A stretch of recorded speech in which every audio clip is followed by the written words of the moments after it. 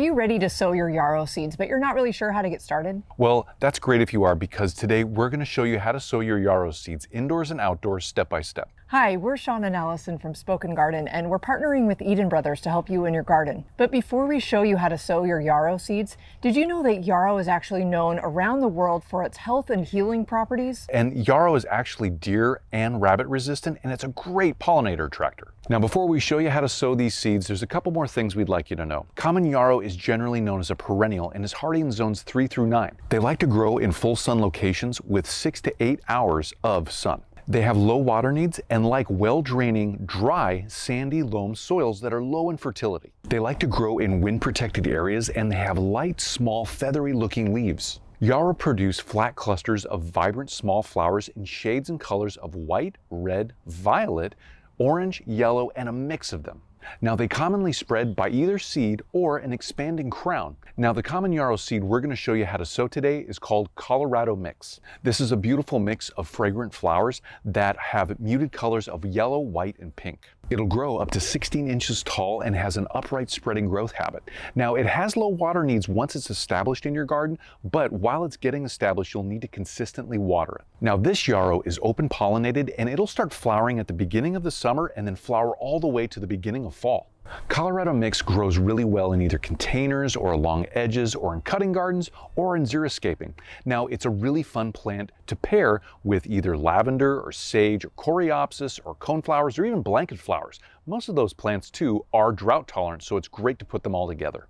Now, Colorado Mix also, besides being drought tolerant, is heat tolerant, cold tolerant, and poor soil tolerance, so it'll grow in a lot of different conditions. And lastly, Colorado Mix, like all other common yarrow, are great pollinator attractors for bees, butterflies, and hummingbirds. Like a lot of other flowers, yarrow seeds can be started either indoors or outdoors, depending on what you need to do. If you want to sow them indoors, time it so that you're sowing them 6 to 8 weeks before your last frost date. This way you'll have time to get them hardened off and then transplanted out into the garden at the right time. If you want to sow your yarrow seeds directly outdoors, just time it so that you start them after your last frost date and you should be good to go. All right, let's get ready to sow your yarrow seeds indoors. And the first step is to fill your cell trays with pre-moistened either seed starting soil or potting soil or something else. The next step is to take some type of seed sowing tool like a dibber like we're using here, and make 1/8 of an inch deep holes in each cell. The next step is to carefully remove your seed from the packet and drop 1 to 2 seeds per planting hole. If you drop a little more than 2, that's okay. You can thin them later. Carefully cover each hole with a little bit of soil. Now, yarrow seeds do need light to germinate, so don't plant them any deeper than 1/8 of an inch. The last step is to lightly moisten the top of your soil so you can start the germination process. And that's how you sow your yarrow seeds indoors.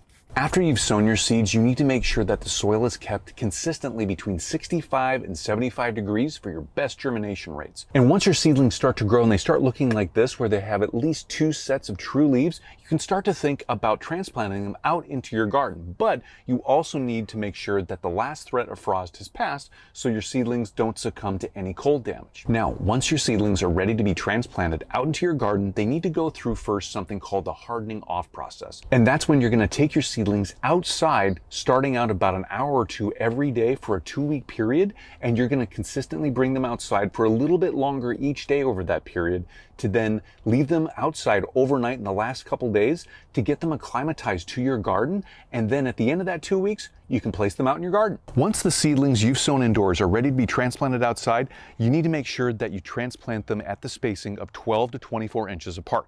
Whether you're transplanting your seedlings out into a garden container like this or out into the garden itself in a garden bed, you need to make sure that you match the seedling soil level with the soil level you're planting into, so you don't plant them too high or too low. And we'll make sure just to break these roots up just a little bit here, and then we'll place them in the hole.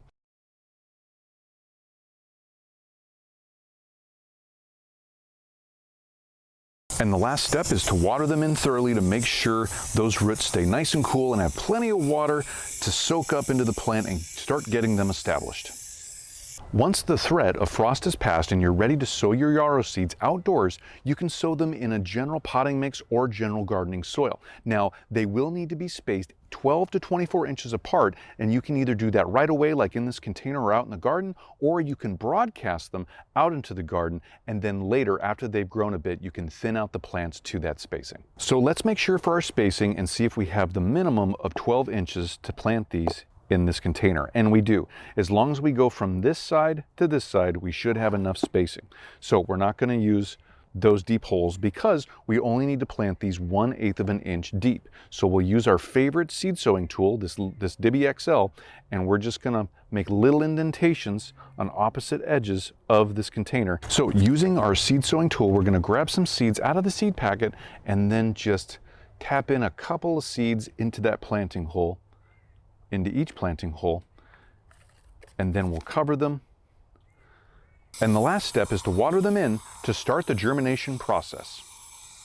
In the weeks and months to come, make sure to water your yarrow plants sparingly once they're established. But when you do water them deeply so they have that available water down by their roots when it starts really getting dry. But in the hotter times of year, make sure to water your plants a little bit more so they get enough water to survive those hot extreme temperatures. Make sure to stake any of the flower stems of your yarrow plants because they can get top heavy, especially once those flowers start to open. Also, fertilizer is recommended, and you can use a well-balanced fertilizer. Now, you can fertilize every week with a liquid fertilizer or use a time-release fertilizer, making sure to follow the label instructions. After the first flush of flowers start to wither, you can encourage more flowering by deadheading those first flowers. Once the first flush of flowers are done, make sure to deadhead them so you can encourage more flowering. You'll need to make sure to keep up on the weeding around your plants so your yarrow plants aren't competing for any nutrients or sun or water.